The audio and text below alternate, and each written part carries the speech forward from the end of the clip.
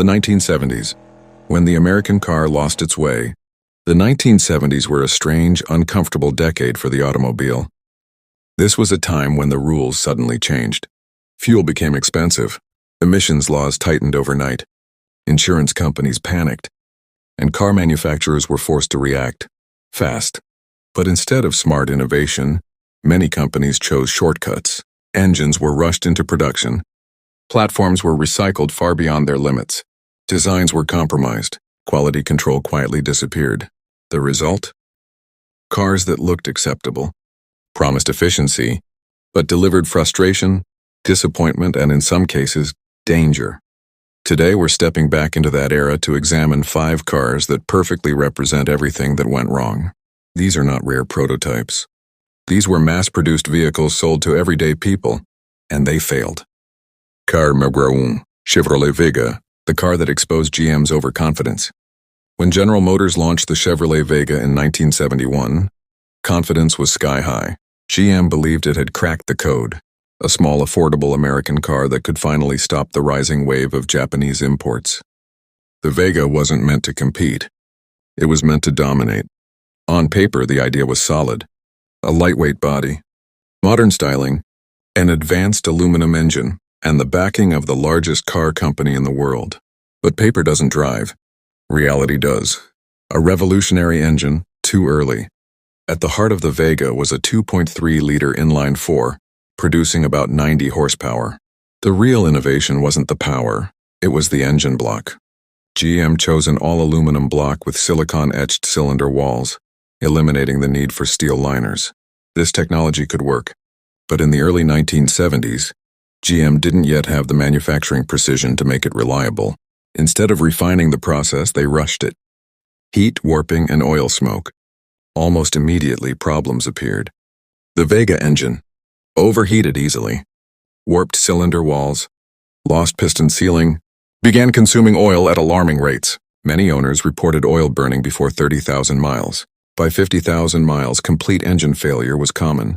Blue smoke became the Vega's signature, not because owners neglected maintenance, but because the engine simply couldn't survive normal use. Rust, the second death sentence. If the engine didn't destroy your Vega, rust would finish the job. GM skipped proper rust proofing to cut costs. As a result, front fenders rotted, door bottoms dissolved, floor pans collapsed, shock towers corroded dangerously. In northern climates, some Vegas rusted within 2 winters. Owners watched their cars slowly disintegrate. Corporate denial. What made the Vega even worse wasn't just the failure, it was GM's response. Instead of accepting responsibility, GM often blamed poor maintenance, owner misuse, environmental conditions. Trust was shattered. The Vega didn't just fail mechanically, it damaged GM's credibility for decades. Car number 2, AMC Pacer, the wide small car that made no sense. If the Vega failed quietly, the AMC Pacer failed loudly and visibly. When American Motors Corporation unveiled the Pacer in 1975, people stopped and stared. Not because it was beautiful, but because no one had ever seen anything like it. AMC proudly marketed it as the first wide small car, and technically, that was true, a design that confused everyone. The Pacer was nearly as wide as a full-size sedan, shorter than most compacts, covered in massive curved glass, more glass than almost any car before it. Visibility was outstanding, but that glass came with a cost. A rolling greenhouse. The Pacer's interior trapped heat. On sunny days, the cabin became unbearably hot. Early models had weak or optional air conditioning. Ventilation was poor. Drivers felt like they were sitting inside a magnifying glass. The futuristic look created very old-fashioned discomfort.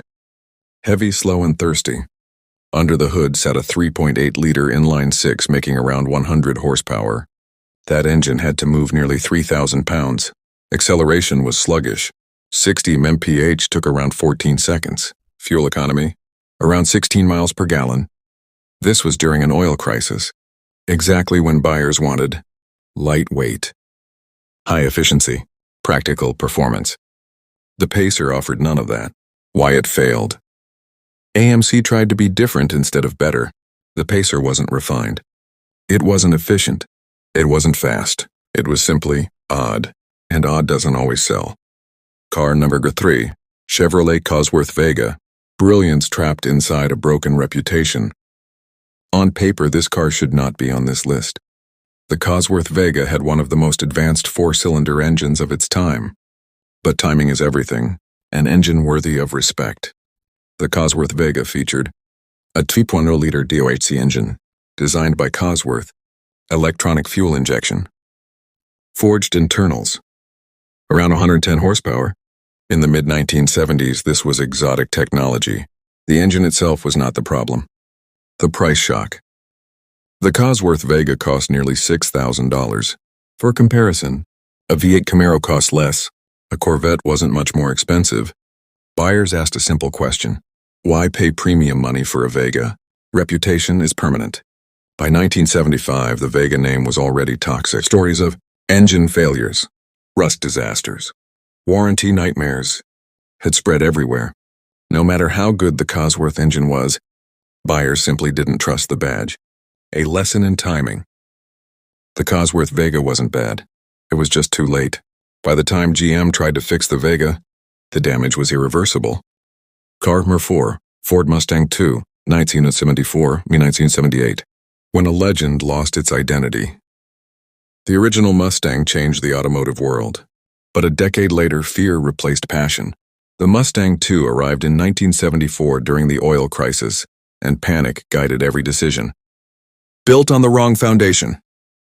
Instead of a muscle car platform, Ford based the Mustang II on the Pinto. Yes, that Pinto. The result?